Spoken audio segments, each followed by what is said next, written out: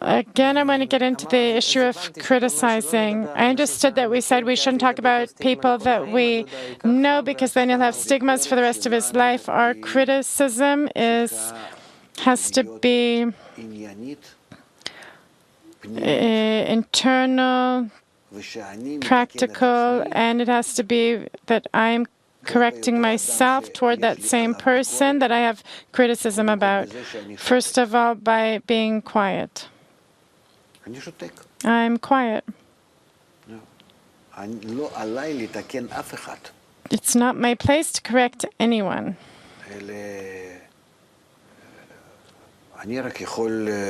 I can only somehow, in some external, very far-off way, help him to get to know the evil in him and correct himself. We're not correcting. Our education is not to correct. Our education is not to discover evil in anyone, even in a child. If he doesn't discover the evil in him, then all my pressure will just be as forcing him, and it won't help. In that I'm not helping him reveal the evil, just the opposite. I'm putting his evil even further in, and it will remain there for life, and he won't be able to correct it. I'm causing him harm for life. What are you saying? It's important to clarify. What does it mean when I pressure him, he has to protect himself? I never say to a child, let's say in an ideal manner, of course, this isn't what usually happens, but in really urgent cases where he can really ruin something. But I never say to a child about bad things, the faults, attributes, negative and not correct, not good. Doesn't matter what. I don't say anything. I am silent. First of all, silence, and as if nothing is happening. Not that I'm being silent, that he understands that something's not okay. No, as if nothing's happening. And in all kinds of sophisticated ways, I try in a very hidden manner to help him to discover these attributes, these incorrect characteristics, that he'll discover the evil in them, that will hate them, and he'll get away from them.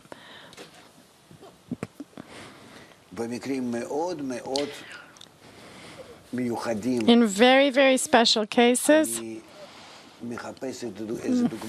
I'm looking for examples how to hint to him about his behavior, this or that behavior. And if I see that there's a lot of damage, then I stop him.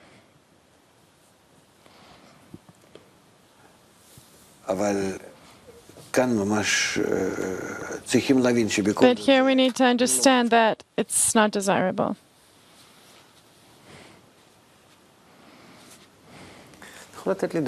Can you give me an example? I don't know. Tell me what. I'll give you an example.